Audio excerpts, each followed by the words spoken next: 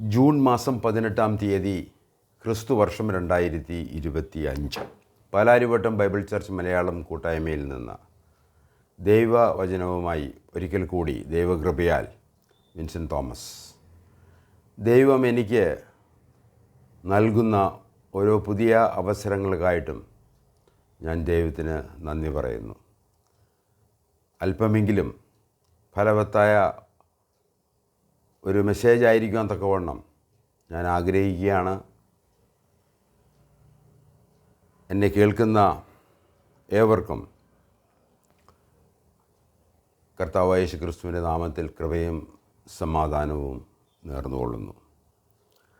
ഇന്നത്തെ തിരുവെഴുത്ത് വായന ആവർത്തന പുസ്തകം 8-ാം അധ്യായം 1 മുതൽ 5 വരെയുള്ള വാക്യങ്ങളാണ്. ആവർത്തന പുസ്തകം 8-ാം അധ്യായം 1 മുതൽ 5 വരെയുള്ള വാക്യങ്ങൾ.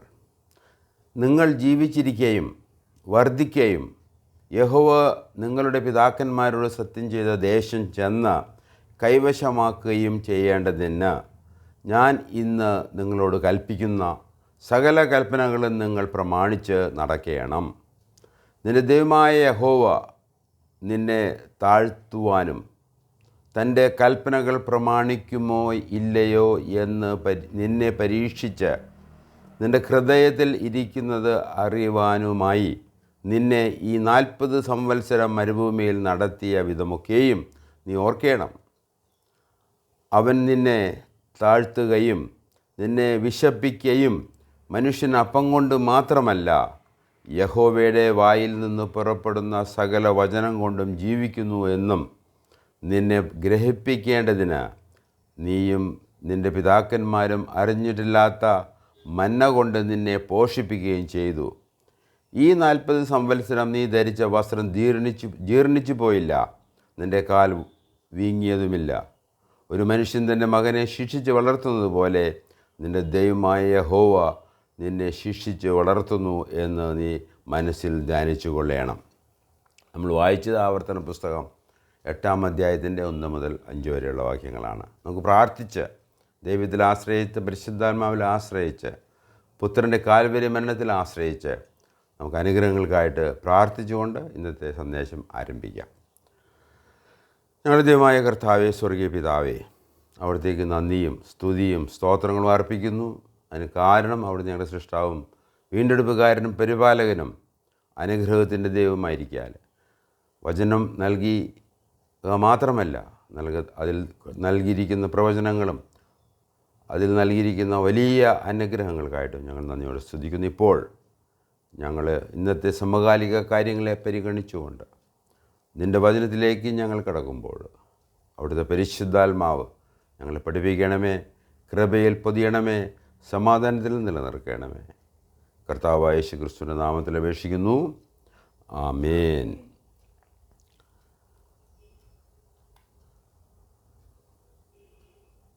ഈ വായിച്ച വേദഭാഗത്തു നിന്ന് ഞാൻ പ്രധാനമായിട്ടും ഉദ്ദേശിച്ചത് ആവർത്തന പുസ്തകം 8-ാം അധ്യായത്തിൻ്റെ 3-ാം വാക്യമാണ്.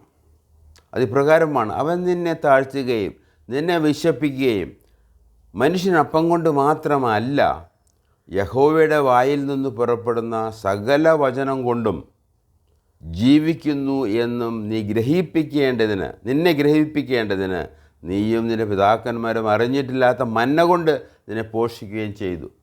അപ്പോൾ ഇതിൽ വളരെ പ്രധാനമായിട്ടുള്ള ഒരു വിഷയം, ഒരു പ്രമാണം, മനുഷ്യൻ അപ്പം കൊണ്ട് മാത്രമല്ല ജീവിക്കുന്നത്. ഇന്നത്തെ ലോകം അപ്പം കൊണ്ടും അതിനു വേണ്ടിയുള്ള കഷ്ടപ്പാടുകളും അതിനോട് കൂട്ടിച്ചേർക്കാനും സുഖ സൗകര്യങ്ങളിലേക്ക് കടക്കാനും ആഗ്രഹിക്കുന്ന ലോകമാണ്. എന്നാൽ ദൈവത്തെ മറന്നുള്ളൊരു ജീവിതം, നാശത്തിലേക്ക് പോകുന്നൊരു ജീവിതമാണ് അത്. ആ മനുഷ്യരോട് ഈ പ്രമാണം അത് അറിയിക്കുക എന്നുള്ളത് വളരെ പ്രധാനപ്പെട്ട വിഷയമാണ്. ദൈവം ഇസ്രായേലിൽ ചെയ്ത ഈ വലിയ കാര്യം അത് നമ്മളെല്ലാവരും അറിഞ്ഞിരിക്കേണ്ട ഒരു വിഷയമാണ്. കാരണം ഇത് ദൈവത്തിൻ്റെ ഒരു പ്രമാണമാണ്.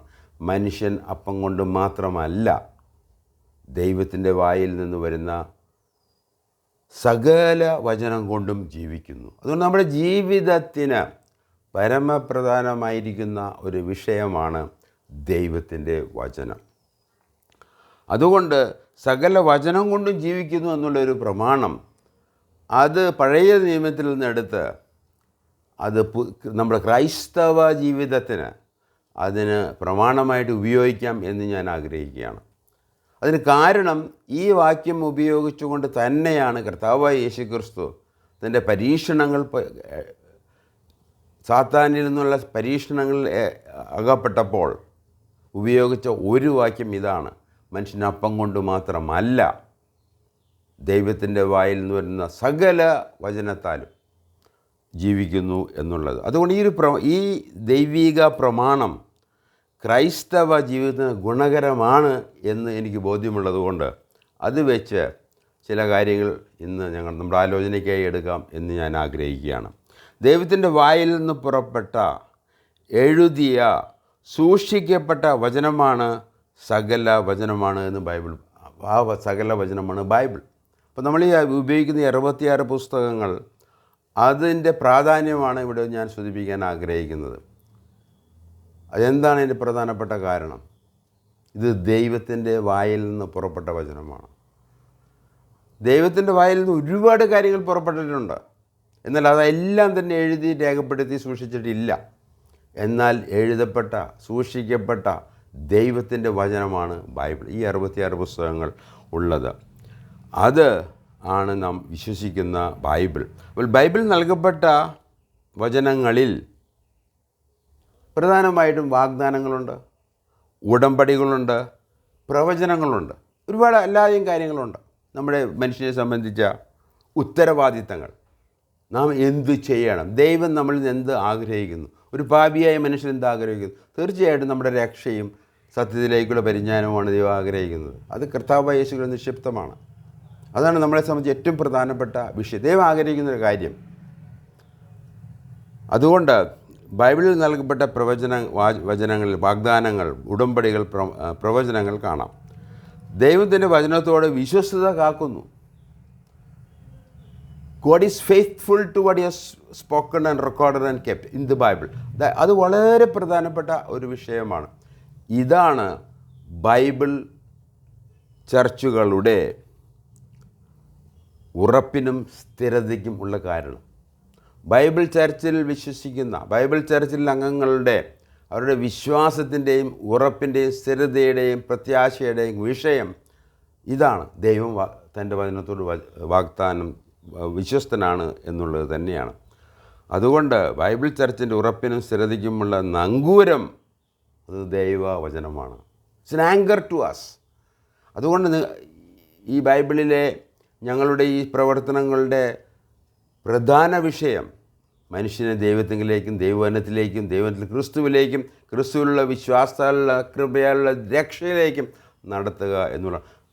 അത് സംഭവിച്ചു കഴിഞ്ഞാൽ നിത്യമായിട്ട് നിങ്ങളുടെയും എൻ്റെയും അങ്ങനെ വിശ്വസിക്കുന്ന ഏവരുടെയും നിത്യത ഉറപ്പാണ്.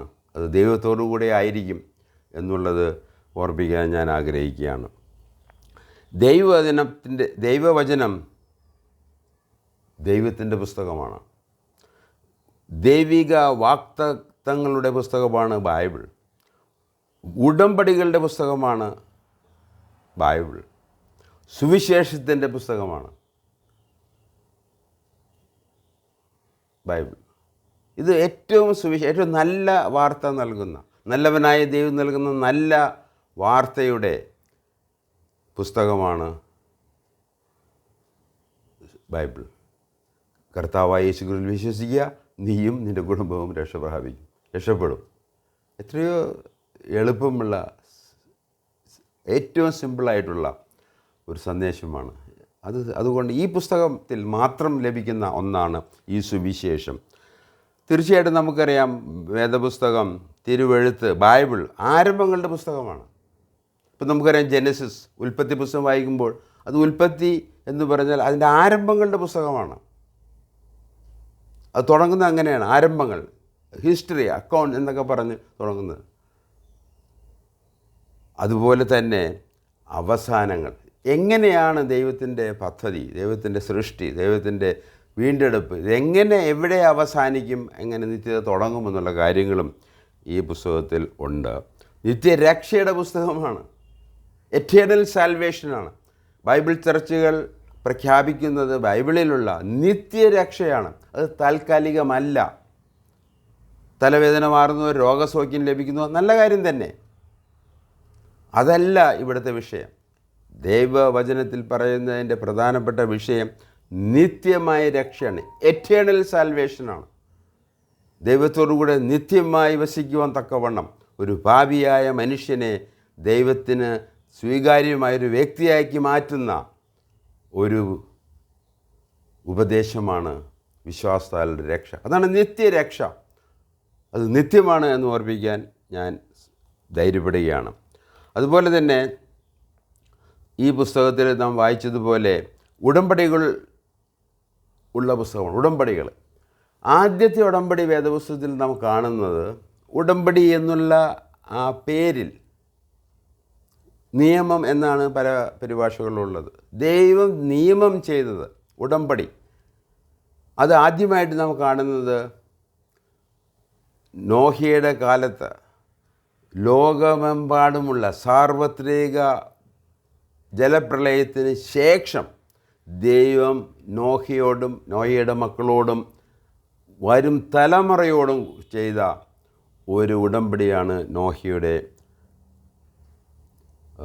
ഉടമ്പടി എന്ന് പറയുന്നത്. അത് 9-ാം അധ്യായത്തിൽ അതിൻ്റെ 9-ാം അധ്യായം, ഉൽപ്പത്തി പുസ്തകം 9-ാം അധ്യായം 9 മുതൽ 17 വരെയുള്ള വാക്യങ്ങൾ നമ്മൾ വായിക്കുമ്പോൾ അതിൻ്റെ ഗാംഭീര്യം നമുക്ക് മനസ്സിലാകും. ഇതാ നിങ്ങളുടെ സന്തതിയോടും ഭൂമിയിലുള്ള നിങ്ങളോട് കൂടെയുള്ള പക്ഷികളും കന്നുകാലികളും കാട്ടുമൃഗങ്ങളുമായ സകല ജീവജന്തുക്കളോടും പെട്ടകത്തിൽ നിന്ന് പുറപ്പെട്ട സകലവുമായ ഭൂമിയിലെ സകല മൃഗങ്ങളോടും ഒരു നിയമം ചെയ്യുന്നു. ആ നിയമത്തിനാണ് ഉടമ്പടി എന്നുള്ള ആ ഭാഷ ഉപയോഗിച്ചിരിക്കുന്നത്. അതിന് ഉപയോഗിച്ചിരുന്ന വാക്ക് ഉടമ്പടിയുടെ ഇതാണ്. അതിന് നിയമം എന്നാണ് നമ്മുടെ മലയാള പുസ്തകത്തിൽ പരിഭാഷപ്പെടുത്തിയിരിക്കുന്നത്. അതിന് 11-ാം വാക്യം, ഇനി സകല ജഡവും ജലപ്രളയത്തിൽ നശിക്കുകയില്ല, ഭൂമിയെ നശിപ്പിപ്പാൻ ഇനി ജലപ്രളയം ഉണ്ടാകുകയുമില്ല എന്ന് ഞാൻ നിങ്ങളോട് നിയമം ചെയ്യുന്നു. ഇത് വളരെ പരമപ്രധാനമായിട്ടുള്ള ഒരു ലോകത്തോടുള്ള നോഹയോടും എൻ്റെ മക്കളോടും തൻ്റെ തലമുറയോടുമുള്ള ഒരു വാഗ്ദത്തമാണ്. അതുപോലെ തന്നെ പക്ഷി മൃഗാദികളോട് ഉള്ളവരും. പിന്നെ ദൈവം അരുളി ചെയ്ത്, ഞാനും നിങ്ങളോടുകൂടെയുള്ള സകല ജീവജന്തുക്കളും തമ്മിൽ തലമുറയോളം സദാകാലത്തേക്കും ചെയ്യുന്ന നിയമത്തിൻ്റെ അടയാളം ആവിത്. ഞാൻ എൻ്റെ വില്ല് മേഘത്തിൽ വയ്ക്കുന്നു, അത് ഞാനും ഭൂമിയും തമ്മിലുള്ള നിയമത്തിന് അടയാളമായിരിക്കും. ഞാൻ ഭൂമിയുടെ മീതെ മേഘം വരുത്തുമ്പോൾ മേഘത്തിൽ വില്ല് കാണും. അപ്പോൾ ഞാനും നിങ്ങളും സർവ്വജഡവുമായി സകല ജന്തുക്കളും തമ്മിലുള്ള എൻ്റെ നിയമം ഞാൻ ഓർക്കും. ഇനി സകല ജഡത്തെയും നശിപ്പിക്കാനുള്ള വെള്ളം ഒരു പ്രളയമായി തീരുകയില്ല. ഇതാണ് നോഹയുമായിട്ടുള്ള ഉടമ്പടി. ഇത് വളരെ പ്രധാനപ്പെട്ട ഒരു ഉടമ്പടിയാണ്. അതുകൊണ്ട് ഈ കാര്യങ്ങളിൽ ദൈവം വിശ്വസ്തൻ ആയതുകൊണ്ട് ഈ ഭൂമിയിൽ ജലപ്രളയം കൊണ്ട് ഇനി നശിച്ചു പോവുകയില്ല.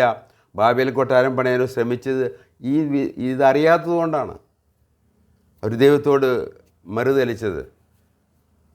അതുകൊണ്ട് ദൈവവചന പഠനം എത്രയോ ആശ്വാസവും സമാധാനവും നൽകുന്നതാണ്. അതിനപ്പുറം ഒരു പ്രത്യാശ, നിത്യമായ രക്ഷ നമുക്ക് പ്രദാനം ചെയ്യുന്ന ഒരു പുസ്തകം കൂടിയാണ്. തുടർന്ന് ദൈവം അബ്രാഹുമായിട്ട് ഉടമ്പടി ചെയ്തു. അത് നമുക്ക് ഉൽപ്പത്തി പുസ്തകം അബ്രാഹവും അവൻ്റെ സന്തതി, വാഗ്ദത്ത സന്തതിയുമായി ഉടമ്പടി. വാഗ്ദത്ത സന്തതിയായിട്ടാണ്. എന്നാൽ അബ്രാഹമിൻ്റെ സകല സന്തതികൾക്കും, ഹാഗാറിൽ നിന്നും സാറയിൽ നിന്നും അതുപോലെ തന്നെ മരിച്ചതിന് ശേഷം കത്തൂറയിൽ നിന്നും അല്ലാതെയുമുള്ള മക്കൾക്ക് എല്ലാവർക്കും അനുഗ്രഹങ്ങളുണ്ട്.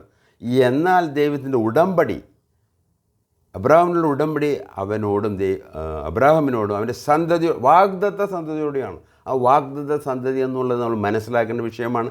ആ വാഗ്ദത്ത സന്തതി ആരാണെന്ന് നമുക്ക് ബോധ്യമായി കഴിഞ്ഞാൽ, ദൈവത്തിൽ നമുക്ക് വിശ്വസിക്കാൻ കഴിയുമെങ്കിൽ, ദൈവത്തിൻ്റെ വചനം നമുക്ക് വിശ്വസിക്കാൻ, അത് ഈസഹാക്കാണ്. അതാണ് ഇസ്രായേൽ. 12 ഗോത്രങ്ങളുടെ പിതാക്കന്മാരിൽ നിന്ന് ജനിച്ച ഇസ്രായേലാണ്. ആ ഇസ്രായേലാണ് ഇന്നത്തെ ഇസ്രായേൽ, 1948 രാഷ്ട്രമായി തീർന്നത് എന്ന് നമ്മൾ മനസ്സിലാക്കി കഴിഞ്ഞാൽ ഇന്ന് ലോകസമാധാനം വരാൻ പോവുകയാണ്. എന്നാൽ ശത്രുവിനെ സംബന്ധിച്ച് നാം പഠിച്ചു കഴിഞ്ഞാൽ, ശത്രു ഒരിക്കലും അവൻ്റെ പരാജയം അവൻ അംഗീകരിക്കുകയില്ല. മരണത്തിൻ്റെ മുമ്പിലും തല കുനിക്കാത്ത, ദൈവത്തോട് എളിമ കാണിക്കാത്ത, മുട്ട് മടക്കാത്ത ഒരു ശത്രുവാണ് സാത്താൻ. അവനും സാത്താനും അവനെ പിൻപറ്റുന്നവരും. അത് നമുക്ക് നമ്മുടെ കൺമുമ്പിൽ നിന്ന് കാണാം. മരണത്തിൻ്റെ മുമ്പിൽ, നാശത്തിൻ്റെ മുമ്പിൽ, ദൈവമേ ഞാൻ നിന്നെ നീ പറയുന്ന കാര്യങ്ങൾ സ്വീകരിക്കുന്നു എന്ന് പറയാൻ തക്കവണ്ണം ഒരു എളിമ, അത് സാത്താനും അവനെ പിൻപറ്റുന്നവർക്കും അസാധ്യമാണ്. അങ്ങനെയുള്ള സ്ഥാനത്താണ് ദൈവത്തിൻ്റെ പരിശുദ്ധാത്മാവ് പ്രവർത്തിക്കുകയും ദൈവകൃപയും എല്ലാം പ്രവർത്തിക്കുന്നത്.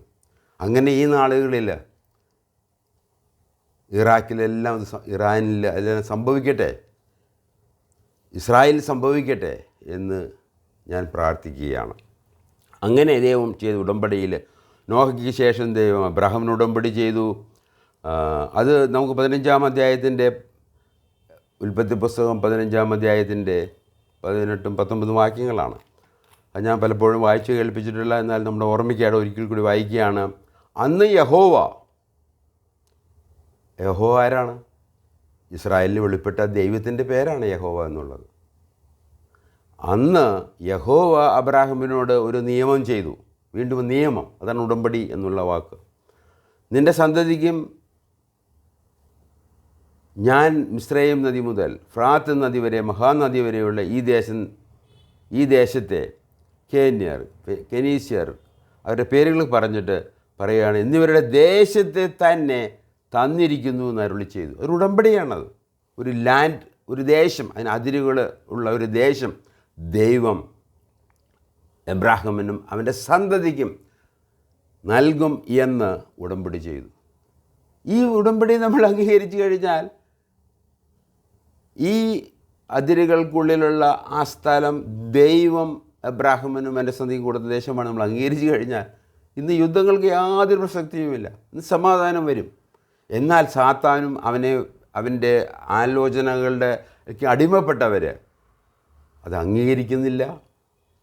അതിന് പകരമായിട്ട് അവരുടെ ദൈവങ്ങളും അവരുടെ നിയമങ്ങളും അവരുടെ പ്രവാചകന്മാരെയും അവർ കണ്ടെത്തി അവർ ദൈവത്തോട് ശത്രുത പുലർത്തുകയാണ്. ദൈവത്തോടും ദൈവത്തിൻ്റെ ജനത്തോടും ദൈവത്തിൻ്റെ ഉടമ്പടിയോടും. തുടർന്ന് നമുക്കറിയാം, ദൈവം ദാവീദുമായിട്ട് ഉടമ്പടി ചെയ്തു. അത് 2 ശമൂവേൽ 7-ാം അധ്യായത്തിൻ്റെ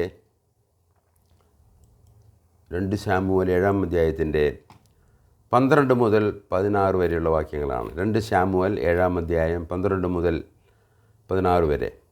നിൻ്റെ ഉദരത്തിൽ നിന്ന് വരാനിരിക്കുന്ന സന്തതിയെ നിൻ്റെ ആയുഷ്കാലം തികഞ്ഞിട്ട് നിൻ്റെ പിതാക്കന്മാരോട് കൂടെ നീ നിദ്രകൊള്ളുമ്പോൾ ഞാൻ നിനക്ക് പിന്തുടർച്ചയായി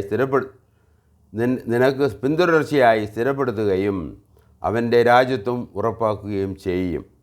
അവൻ എൻ്റെ നാമത്തിന് ഒരു ആലയം പണിയും. ഞാൻ അവൻ്റെ രാജ്യത്വത്തിൻ്റെ സിംഹാസനം എന്നേക്കും സ്ഥിരമാക്കും. ഞാൻ അവന് പിതാവും അവൻ എനിക്ക് പുത്രനും ആയിരിക്കും. അവൻ കുറ്റം ചെയ്താൽ ഞാൻ അവനെ മനുഷ്യപുത്രന്മാരുടെ വടികൊണ്ട് ശിക്ഷിക്കും. എങ്കിലും നിൻ്റെ മുമ്പിൽ നിന്ന് ഞാൻ തള്ളിക്കളഞ്ഞ ശൗലിങ്കിൽ നിന്ന് ഞാൻ എൻ്റെ ദയ നീക്കിയതുപോലെ അത് അവനെങ്കിൽ നിന്ന് നീങ്ങിപ്പോകയില്ല. നിൻ്റെ ഗ്രഹവും നിൻ്റെ രാജ്യത്വവും എൻ്റെ മുമ്പാകെ എന്നേക്കും സ്ഥിരമായിരിക്കും. എൻ്റെ സിംഹാസനവും നിൻ്റെ സിംഹാസനവും എന്നേക്കും ഉറച്ചിരിക്കുന്നു. ഇത് ദൈവം ദാവീദിനോട് ചെയ്ത ഉടമ്പടിയാണ്. അതിൻ്റെ വിശദാംശങ്ങളിലേക്ക് ഞാൻ കടക്കുന്നില്ല, കാരണം എൻ്റെ ഉദ്ദേശം അതല്ല. ദൈവവും ദൈവത്തിൻ്റെ വായിൽ നിന്ന് വരുന്ന വചനവും അത് എഴുതപ്പെട്ട് സൂക്ഷിക്കപ്പെട്ട ദൈവവചനത്തിൻ്റെ പ്രാധാന്യത്തിലേക്ക് നിങ്ങളെ ആകർഷിക്കുകയാണ് ഞാൻ ചെയ്യുന്നത്.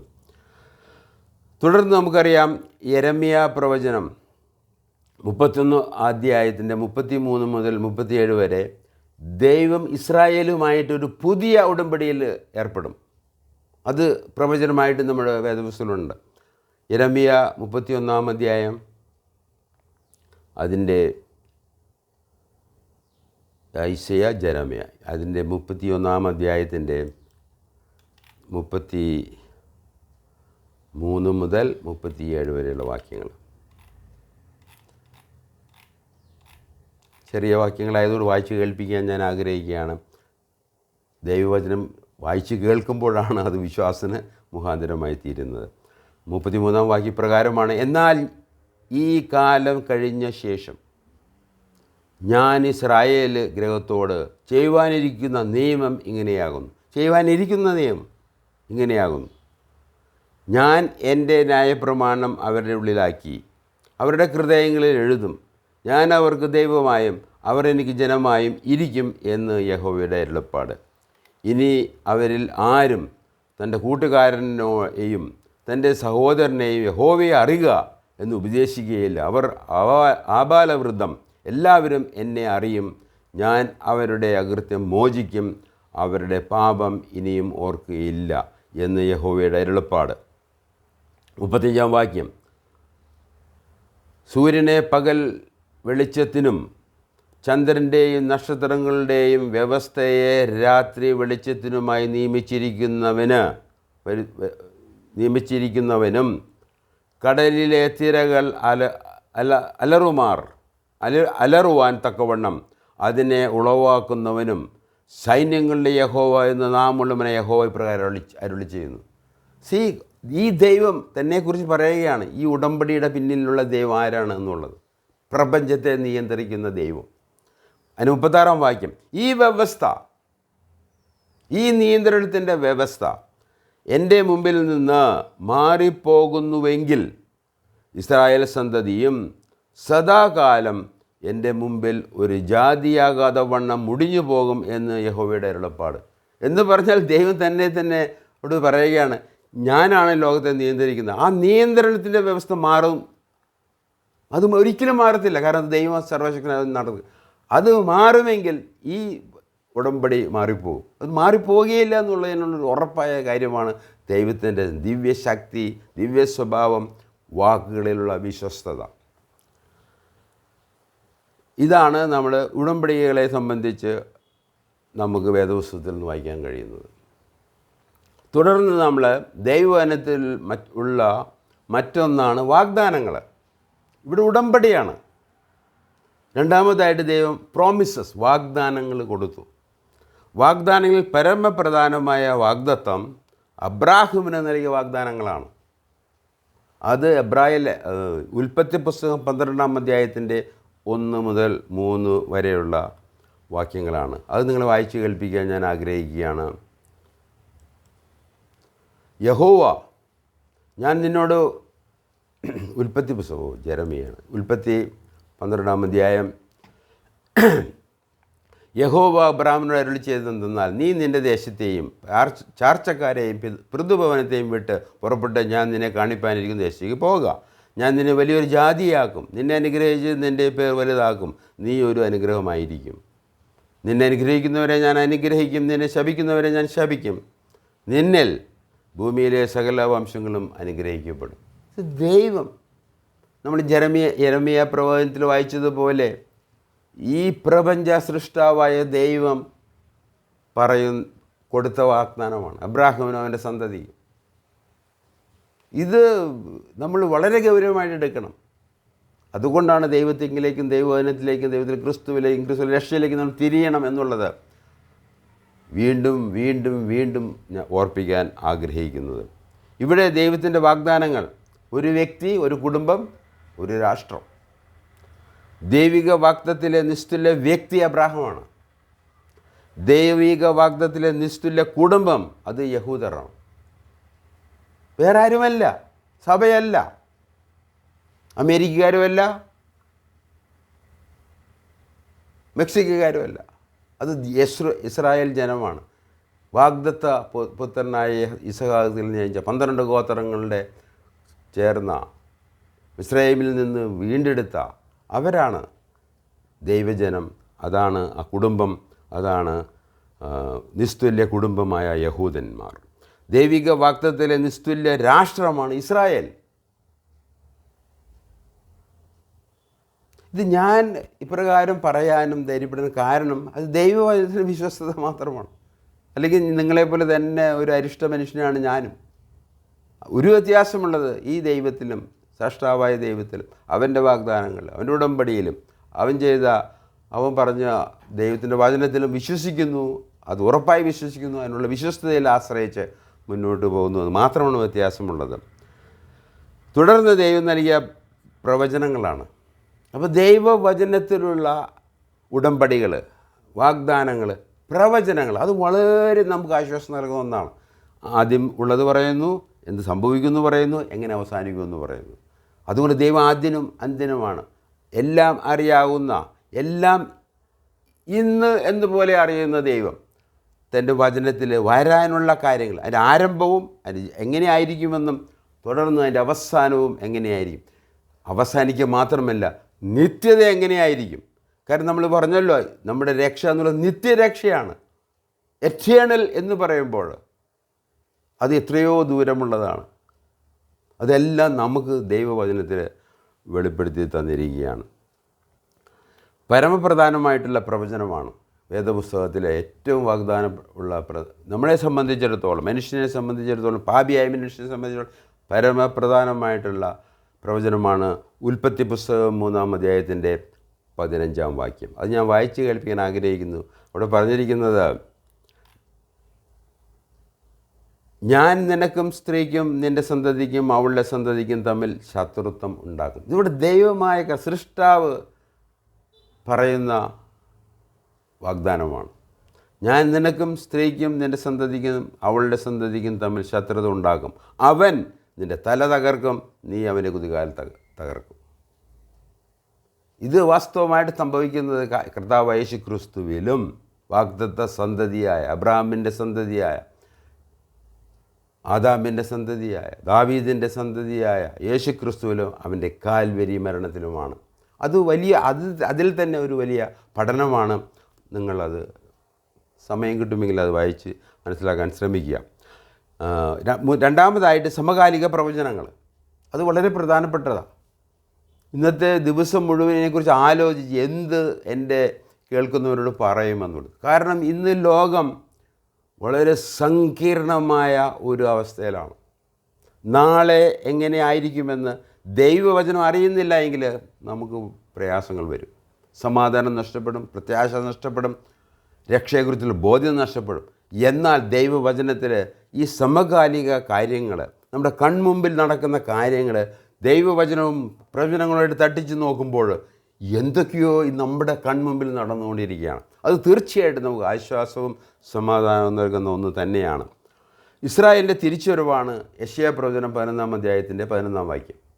ഇസ്രായേൽ തിരിച്ചു വരും എന്ന് അത് യെശയ്യാ പ്രവചനം അതിൻ്റെ 11-ാം അധ്യായത്തിൻ്റെ 11-ാം വാക്യത്തിൽ എഴുതിയിട്ടുണ്ട്. 11 ഓർക്കാൻ എളുപ്പമുള്ള വാക്യമാണ് 11:11. 11-ാം വാക്യത്തിൻ്റെ 11-ാം വാക്യത്തിൽ, അന്നാളിൽ കർത്താവ് തൻ്റെ ജനത്തിൽ ശേഷിച്ചിരിക്കുന്ന ശേഷിപ്പിനെ അശൂരിൽ നിന്നും മിസ്രൈമിൽ നിന്നും പത്രോസിൽ നിന്നും കൂശിൽ നിന്നും ഏലാമിൽ നിന്നും ശിനാരിൽ നിന്നും ഹാമാത്തിൽ നിന്നും സമുദ്രത്തിലെ ദ്വീപുകളിൽ നിന്നും വീണ്ട് കൊള്ളുവാൻ 2-ാം പ്രാവശ്യം കൈനീട്ടും. അത് പ്രവചന പഠനത്തിൻ്റെ അടിസ്ഥാനത്തിൽ പറയാം. ഈ ഇസ്രായേൽ 1948 സ്ഥാപിക്കപ്പെട്ട ഈ ഇസ്രായേൽ, ഇതാണ് 2-ാമത്തെ പ്രാവശ്യം യഹോവയായ ഉടമ്പടി ചെയ്ത ദൈവം അവരെ തിരിച്ചു കൊണ്ടുവന്നത്. എല്ലാവരും തിരിച്ചു വന്നിട്ടില്ല. ഈ പ്രദേശങ്ങളിൽ നിന്ന് അവർ തിരിച്ചു കൊണ്ടുവരുമെന്ന് എഴുതിയിരിക്കുന്നത്. അതുകൊണ്ട് ഈ ഇസ്രായേൽ അവർ നിത്യമായിട്ട് അവിടെ ഉണ്ടാകും. അത് ഉറപ്പ്. കാരണം ദൈവം എൻ്റെ വചനത്തിൽ പറഞ്ഞിരിക്കുക, അവർ തിരിച്ചു കൊണ്ടുവരും. അതുകൊണ്ട് ഈ ഇസ്രായേലിനെതിരായിട്ട് ആരെങ്കിലും ശത്രുത പുലർത്തുന്നുവെങ്കിൽ ആ സ്ഥലം ഏറ്റെടുക്കുക. അവരെ നശിപ്പിക്കാൻ ശ്രമിക്കുന്നില്ല. അത് വെറും വ്യാമോഹം മാത്രമാണ്, സാത്താൻ്റെ വ്യാമോഹമാണത്. അത് നടക്കാൻ പോകുന്ന കാര്യമല്ല. കാരണം നമുക്കറിയാം, നമ്മൾ യെരമ്യാ പ്രവചനം 1 അധ്യായത്തിൽ വായിച്ചു. ഈ ലോകത്തിൻ്റെ വ്യവസ്ഥ മാറുമെങ്കിൽ, അതിൻ്റെ കാലങ്ങൾ, അതിൻ്റെ സൂര്യൻ, ചന്ദ്രൻ എന്ന് പറഞ്ഞ് ദൈവത്തിന് മാത്രം നിയന്ത്രിക്കാൻ പറ്റുന്ന ആ കാര്യങ്ങളിൽ വ്യത്യാസം വരുന്നില്ല എങ്കിൽ, ദൈവം പറഞ്ഞ കാര്യങ്ങളിൽ വ്യത്യാസം വരത്തില്ല. ഇസ്രായേൽ ഈ 1948 വീണ്ടും യോജിക്കപ്പെട്ട് രാഷ്ട്രമായി ശക്തമായി തീർന്ന ഈ രാഷ്ട്രം, ഇസ്രായേൽ രാഷ്ട്രം, അത് നിത്യതയോളം തുടരും. എന്നാൽ അവരുടെ ആ നിത്യതമായ തുടർച്ചയ്ക്ക് വേണ്ടതായിട്ടുള്ള ഒരുപാട് കാര്യങ്ങൾ ഇനി ദൈവം പ്രവചനത്തിലൂടെ നടക്കാനുണ്ട്. അവർ കർത്താവിലേക്ക് തിരിയണം, കുത്തിയങ്കിലേക്ക് നോക്കണം, അവൻ വിളിക്കണം, അവൻ വരണം, അവർ രക്ഷിക്കണം, അതൊക്കെ ഉണ്ട്. എന്നാൽ ഈ രാഷ്ട്രം ഇനി കൂടുതൽ വിപുലമാകുന്നു എന്നല്ലാതെ അവർക്ക് സംരക്ഷണം കിട്ടും, സുരക്ഷിതത്വം വരും, നിർഭയമായി ജീവിക്കും, മതിലുകളില്ലാത്ത അതിരുകളിൽ ഉള്ളിൽ ജീവിക്കും, സമൃദ്ധിയും സമാധാനം ലോകത്തിന് വരും. എബ്രാഹിമിനോട് ദൈവം പറഞ്ഞു, നിന്നിൽ സകല കുടുംബങ്ങളിൽ അനുഗ്രഹിക്കും. ആ ദിവസങ്ങൾ വരാൻ പോവുകയാണ്. അതിനുവേണ്ടിയുള്ള ഒരുക്കങ്ങളാണ് ഇപ്പോൾ നടക്കുന്നതെന്ന് സമാധാനത്തിനും ശാന്തതയ്ക്കും വേണ്ടി ഞാൻ നിങ്ങളോട് പറയുകയാണ്. ദൈവവചനത്തിൽ പ്രകാരമാണ് എഴുതിയിരിക്കുന്നത്. അതുകൊണ്ട് ഇസ്രായേലിൻ്റെ തിരിച്ചുവരവ് പ്രവചനങ്ങൾ യെശയ്യാ പ്രവചനം 11:15 അതിൻ്റെ അടിസ്ഥാനത്തിൽ 1948 സംഭവിച്ചു. അതാണ് തുടരുന്നത്. അവർ നിർഭയം വസിക്കും. അതും വളരെ പ്രധാനപ്പെട്ട ഒരു പ്രവചനമാണ്. ഈ ഇസ്രായേൽ 1948 വീണ്ടും യോജിക്കപ്പെട്ട, ഇന്ന് ശക്തമായി തീർന്ന ഈ രാഷ്ട്രം, അത് നിർഭയം വസിക്കുന്ന ഒരു നാളുകൾ വരും. എന്നാൽ ഇന്ന് ചുറ്റും ശത്രുക്കളാണ്. അതുകൊണ്ട് അവർക്ക് ഭയമുണ്ട്. ഇന്ന് അതിരുകളുണ്ട്, മതിലുകളുണ്ട്. 20 60 അടി വരെ പൊക്കമുള്ള മതിലുകളാണ്, കോൺക്രീറ്റ് മതിലുകൾ ആണ് അവിടെ പണിതിരിക്കുന്നത്. ഇനി മതിലുകളില്ലാത്ത, അതിരുകളിൽ പ്രശ്നങ്ങളില്ലാത്ത, നിർഭയമായി ജീവിക്കുന്ന ഒരു അവസ്ഥയിലേക്ക് വരും. എന്നാൽ ഈ ആ നിർഭയമായ അവസ്ഥ ഇന്നുണ്ടോ? ഇല്ല എന്നുള്ളതും വാസ്തവമായ കാര്യമാണ്. അത് നമുക്ക് അവർ എസെക്കിയേൽ 38 അധ്യായത്തിൻ്റെ 8-12 വാക്യങ്ങളിൽ നമുക്ക് ഇത് വായിച്ച് മനസ്സിലാക്കാവുന്നതാണ്. ഞാൻ വായിച്ചു കേൾപ്പിക്കാൻ ആഗ്രഹിക്കുകയാണ്.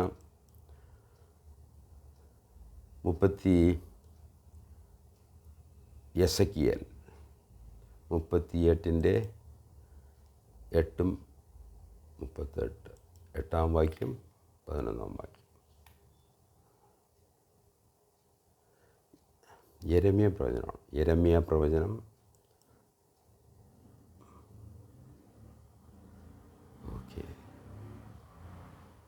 അവർ നിർഭയമായി വസിക്കും എന്നുള്ളതിനെ സംബന്ധിച്ച് എസെക്കിയേൽ പ്രവചനം 38 അധ്യായം അതിൻ്റെ 8-9 വാക്യങ്ങളാണ് ഞാൻ എഴുതിയിരിക്കുന്നത്. 8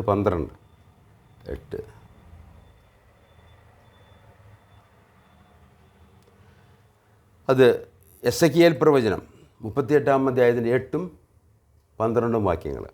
ഇവിടെ അവർ നിർഭയമായി വസിക്കുന്ന ഒരു നാളുകൾ വരാൻ പോവുകയാണ്. അവർ രാഷ്ട്രമായി തീർന്നു, ശക്തനായി തീർന്നു. അതിരുകൾക്ക് ഇന്ന് പ്രശ്നമുണ്ട്, ചുറ്റും ശത്രുക്കളാണ്. എന്നാൽ ഈ അതിരുകളെല്ലാം മാറ്റി ഒരു നിർഭയമായി വസിക്കുന്ന ഒരു നാളുകൾ ഈ സമീപകാലത്ത് വരാൻ പോകും. അതിനുവേണ്ടിയാണ് ഈ യുദ്ധങ്ങൾ നടക്കുന്നത്, ശത്രുക്കളും തോൽപ്പിക്കപ്പെടുന്നത്. ഇവിടെ വായിക്കുന്നത്, ഏറെ നാൾ കഴിഞ്ഞിട്ട് നീ സന്ദർശിക്കപ്പെടും, വാളിന് ഒഴിഞ്ഞ് പോകുന്നതും പല ജാതികളിൽ നിന്ന് ശേഖരിക്കപ്പെട്ടതുമായ ഒരു രാജ്യത്തിലേക്ക് നീ ഒടുക്കം വന്നു ചേരും. നിരന്തര ശൂന്യമായി കിടക്കുന്ന ഇസ്രായേൽ പർവ്വതങ്ങളിൽ തന്നെ. എന്നാൽ അവർ ജാതികളുടെ ഇടയിൽ നിന്ന് വന്ന് എല്ലാവരും നിർഭയമായി വസിക്കും. ആ നിർഭയം അവിടെ ഒരു സെക്യൂരിറ്റി എന്നുള്ളൊരു വിഷയമാണ്. ഇസ്രായേൽ വിൽ ബി സെക്യൂർ എന്ന് പറഞ്ഞാൽ അവർക്ക് ഇനി യുദ്ധം ചെയ്യേണ്ട ആവശ്യമില്ല, ശത്രുക്കൾ എന്നുള്ളത് പോയി എന്നുള്ള കാര്യങ്ങളാണ് ഇവിടെ പറഞ്ഞത്. അതിൻ്റെ 12 വാക്യത്തിൽ, ഇംഗ്ലീഷിലെ 11 വാക്യമാണ്. 12 വാക്യത്തിൽ ഇവിടെ വായിക്കുന്നത്, ഒട്ടൊഴിയാതെ മതിലും ഓടാമ്പലും കതകും കൂടാതെ നിർഭയം വസിച്ച് സ്വൈര്യമായിരിക്കുന്നവരുടെ നേരെ ഞാൻ ചെല്ലും എന്ന് നീ പറയുന്നു. എന്ന് പറഞ്ഞാൽ ഈ ഒരു സ്വസ്ഥത വരും. ഈ സ്വസ്ഥമായി ജീവിക്കുന്ന ഇസ്രായേലിൻ്റെ എതിരായിട്ടാണ് ഈ ഗോഗ് മാഗോഗ് യുദ്ധങ്ങളൊക്കെ വരാൻ പോകുന്നതൊക്കെയാണ് വേദപുസ്തക പണ്ഡിതന്മാരുടെ അഭിപ്രായം. അത് എന്തുമായിക്കോട്ടെ, എന്നാൽ ഇന്നത്തെ ഈ ഇസ്രായേലിന് ഒരു സ്വസ്ഥതയും അതിരുകൾ ഇല്ലാതെ മതിലുകളില്ലാതെ നിർഭയം വസിക്കുന്ന ഒരു നാളും വരാൻ പോവുകയാണ്. യെരമ്യ പ്രവചനം നിർഭയമായി വസിക്കാതിരിക്കാനുള്ള കാരണങ്ങൾ സങ്കീർത്തനം 2-ലും സങ്കീർത്തനം 83 നമ്മൾ പലവട്ടം പഠിച്ചതാണ്. എന്തുകൊണ്ട് ഇന്ന് ഇസ്രായേലിന് സമാധാനമായിട്ട് നിർഭയമായിട്ട് ജീവിക്കാൻ സാധിക്കുന്നില്ല? കാരണം 83-ാം സങ്കീർത്തനത്തിൽ അതിൽ അവർ ആരൊക്കെയാണ് ഇതിൻ്റെ ചുറ്റുമുള്ള ശത്രുക്കളാണ്. ഇസ്രായേലിൻ്റെ അതിരുകൾ നോക്കിയാൽ, ആ രാഷ്ട്രത്തിൻ്റെ അതിരുകൾ നോക്കിയാൽ ചുറ്റും അകത്തും പുറത്തും മതിലുകളും മതിലുകൾക്ക് അപ്പുറവും ഭയങ്കരമായിട്ടുള്ള ശത്രുക്കളെ കൊണ്ട് നിറഞ്ഞിരിക്കുകയാണ്. എന്നാൽ ഈ ശത്രുക്കളുടെ ഉദ്ദേശം എന്താണ് എന്ന് നമ്മൾ സങ്കീർത്തനം 2-ൽ നമ്മൾ വായിച്ചതാണ്. ഇസ്രായേൽ ഇല്ലാതെ വണ്ണം അവരെ നശിപ്പിക്കുക, അവരുടെ വാഗ്ദത്ത ദേശം പിടിച്ചടക്കുക. ഇതാണ് 2 ലക്ഷ്യങ്ങളുള്ളത്. Annihilation of Jews and destruction of Israel and Jerusalem. ഇതാണ്. എന്നിട്ട് അവിടെ ശത്രുക്കൾ കയറി സാത്താനും അവൻ്റെ ആൾക്കാരും കയറി താമസിക്കും എന്നുള്ളൊരു വ്യാമോഹം നടക്കാൻ പോകുന്ന കാര്യമല്ല. കാരണം സർവശക്തനായ ദൈവം പറഞ്ഞിരിക്കുകയാണ്, ഇത് ഇസ്രായേലിനുള്ളതാണ്, അവർക്ക് സ്വൈര്യമായി ജീവിക്കുന്ന നാളുകൾ വരുന്നുണ്ട്. അതിന് വേണ്ടിയുള്ളൊരു കാര്യങ്ങളാണ് ഇന്ന് നടന്നുകൊണ്ടിരിക്കുന്നത്. യെരമ്യ പ്രവചനം 49-ാം അധ്യായത്തിൽ 34 മുതൽ 39 വരെയുള്ള വാക്യങ്ങൾ നമ്മൾ വായിച്ചാൽ അവിടെ യെരമ്യ പ്രവചനം അതിന് 39-ാം അധ്യായത്തിൻ്റെ 34 മുതൽ 39 വരെയുള്ള വാക്യങ്ങൾ, അത് ഒരു പ്രത്യേക വ്യക്തിയെക്കുറിച്ച് എഴുതിയിരിക്കുന്നതാണ്. യെരമ്യ പ്രവചനം 49-ാം അധ്യായമാണ്, 49-ാം അധ്യായം അതിന് 34 മുതൽ ഉള്ള വാക്യങ്ങൾ നമ്മൾ വായിച്ചാൽ, യഹൂദ രാജാവായ സിദെക്കിയാവിൻ്റെ വാഴ്ചയുടെ ആരംഭത്തെങ്കിൽ ഏലാമിനെ കുറിച്ച് യെരമ്യ പ്രവാചകനുണ്ടായ അരുളപ്പാടാണ്. അപ്പോൾ ഇത് ഏലാം എന്ന മലയാളത്തേക്ക് പരിഭാഷ, അത് ഇംഗ്ലീഷിൽ ഇലാം എന്നാണ്, ELAM. ഇലാമിനെ കുറിച്ച് നമ്മൾ വായിച്ചു കഴിഞ്ഞാൽ ഷേമിൻ്റെ 2ാമത്തെ പുത്രനാണ് ഇലാം. ദൈവവചനം അനുസരിച്ച് അവർ ഇന്നത്തെ ഇറാഖിൻ്റെ ആ പ്രദേശങ്ങളിൽ താമസിക്കുന്ന ഒരു കൂട്ടമാണ്. ഷേമിൻ്റെ കൂട്ടമാണ്. ഷേമിൻ്റെ 2ാം മകൻ്റെ പിന്തുടർച്ച അവകാശികളാണ്. അതാണ് ഇലാം എന്ന്. അപ്പോൾ ഇലാമിനെ കുറിച്ച് അത് ദൈവവചനപ്രകാരം അത് ഇറാൻ ആണ് എങ്കിൽ, അവിടെയാണ് ഇന്ന് യുദ്ധം നടക്കുന്നതെങ്കിൽ ഇത് വളരെ പ്രധാനപ്പെട്ട ഒരു വിഷയമാണ്. അതുകൊണ്ട് ഈ കാര്യങ്ങൾ നിങ്ങൾ വായിക്കുകയും പഠിക്കുകയും പ്രാർത്ഥിക്കുകയും അതിൽ നിന്ന് സമാധാനവും സന്തോഷവും പ്രത്യാശയും കൈവരിക്കേണ്ടതും ചെയ്യേണ്ടത് ആവശ്യമാണ്. ഏലാമിനെക്കുറിച്ചുള്ള പ്രവചന പഠനം സമാധാനത്തിനും സന്തുലമായ ക്രൈസ്തവ ജീവിതത്തിനും ഗുണകരമാകുന്നു. ചില കണ്ടെത്തലുകൾ,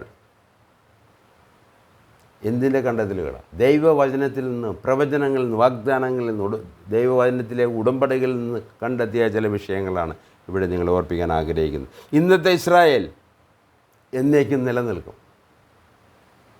അതിന് കാരണം എന്താണ്? യെരമ്യ പ്രവചനം 31-ാം അധ്യായത്തിൻ്റെ 36-37 വാക്യങ്ങൾ എന്ന് പറഞ്ഞ് ഇത് ഓർഡർ ഓഫ് ദിസ് യൂണിവേഴ്സ്, അത് നിയന്ത്രിക്കുന്ന ദൈവം അവൻ മാറുമെങ്കിൽ, ആ വ്യവസ്ഥ മാറുമെങ്കിൽ ദൈവം പറഞ്ഞ കാര്യങ്ങൾ മാറും. ഇതും മാറത്തില്ല അതും മാറത്തില്ല എന്നർത്ഥം. ദൈവം പറഞ്ഞു, അത് വിശ്വസ്തനാണ്. അതുകൊണ്ട് ഇന്നത്തെ ഇസ്രായേൽ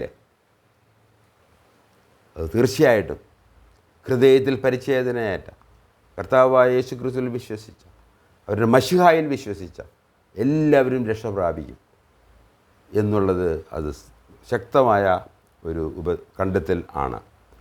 സങ്കീർത്തനം 83-ലെ ശത്രുക്കളെ തോൽപ്പിക്കും. ഈ ഇസ്രായേൽ, ഇന്നത്തെ ഈ ഇസ്രായേൽ ചുറ്റുമുള്ള 83-ാം സങ്കീർത്തനത്തിലുള്ള ശത്രുക്കളെ തോൽപ്പിച്ച് ഒരു സമാധാനവും നിർഭയമായി ജീവിക്കുന്ന, അതിരുകളില്ലാത്ത, അതിരുകളിൽ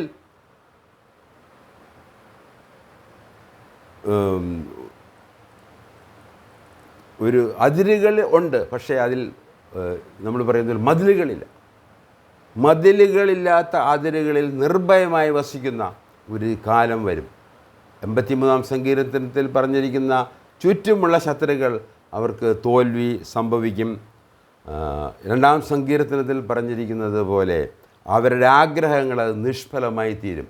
ഇസ്രായേലിനെ നശിപ്പിക്കാനോ ഇസ്രായേലിൻ്റെ ഭൂമി ഏറ്റെടുക്കാനോ ജെറുസലേം സ്വന്തമായിട്ടെടുക്കാനോ ആർക്കും കഴിയുകയില്ല. അത് ദൈവം അനുവദിച്ചിട്ടുണ്ട് ചരിത്രത്തിൽ. അതോടുകൂടി അവസാനിക്കുകയാണ് ചെയ്തത്. ഇസ്രായേൽ നിർഭയമായി വസിക്കും. ചുറ്റും ശത്രുക്കളില്ല, മതിലുകളില്ല, ഇല്ലാത്ത അതിരുകൾ. അതാണ് സ്വസ്ഥതയുള്ള ജീവിതം. സമകാലിക ചരിത്രത്തിൽ നമ്മുടെ കൺമുമ്പിൽ ഇത് സംഭവിക്കുകയാണ്. നാം എന്തു ചെയ്യണം? സാക്ഷാൽ ദൈവത്തിലേക്ക് തിരിയണം, ദൈവവചനത്തിലേക്ക് തിരിയണം, യേശു ക്രിസ്തുവിനെ രക്ഷകനായി സ്വീകരിക്കണം, വിശ്വസിക്കണം. അതിന് ദൈവം നമ്മളെ സഹായിക്കട്ടെ. നമുക്ക് പ്രാർത്ഥിച്ച് ഇന്നത്തെ ക്ലാസ് അവസാനിപ്പിക്കാം. ഞങ്ങളെ കേൾപ്പിച്ച ദൈവവചനത്തിനായിട്ട് ദൈവമേ, അവിടത്തേക്ക് ഞങ്ങൾ നന്ദി പറയുന്നു. അത് വായിക്കാനും മനസ്സിലാക്കുവാനും ദൈവത്തിൻ്റെ പരിശുദ്ധാത്മാവ് എന്നെ കേൾക്കുന്ന ഓരോരുത്തരെയും സഹായിക്കണമേ എന്ന് പ്രാർത്ഥിക്കുന്നു. ഞാൻ പറഞ്ഞതുകൊണ്ടല്ല, ഇത് ദൈവത്തിൻ്റെ നിസ്തരമായിട്ടുള്ള ദൈവത്തിൻ്റെ വായിലെ വാക്കുകളാണ് എന്ന് മനസ്സിലാക്കി അത് വിശ്വസിക്കുവാനും അതിൻ്റെ ഫലങ്ങൾ ലഭിക്കുവാനും ഇടയാക്കണമേ എന്ന് അടിയങ്ങൾ അപേക്ഷിക്കുന്നു. ഇസ്രായേലിൻ്റെ സമാധാനത്തിന്, ജെറുസലേമിൻ്റെ സമാധാനത്തിന് വേണ്ടി ഞങ്ങൾ പ്രാർത്ഥിക്കുന്നു. ഇസ്രായേലിൻ്റെ സുരക്ഷിതത്തിനായിട്ട് ഞങ്ങൾ പ്രാർത്ഥിക്കുന്നു. തിരുനാമത്തിന് മഹത്വമുണ്ടാകട്ടെ. ഇപ്പോൾ ഞങ്ങളെ അവിടുത്തെ കൃപയാൽ, സ്നേഹത്താൽ, കൂട്ടായ്മയിൽ പൊതിഞ്ഞ് ഞങ്ങളെ പറഞ്ഞയക്കണമേ. കർത്താവ് യേശു ക്രിസ്തുവിൻ്റെ നാമത്തിൽ അപേക്ഷിക്കുന്നു. ആമേൻ. നിങ്ങൾ കേട്ടതിന് നന്ദി. ദൈവം അനുവദിച്ചാൽ അടുത്ത ആഴ്ച കാണാം, കേൾക്കാം.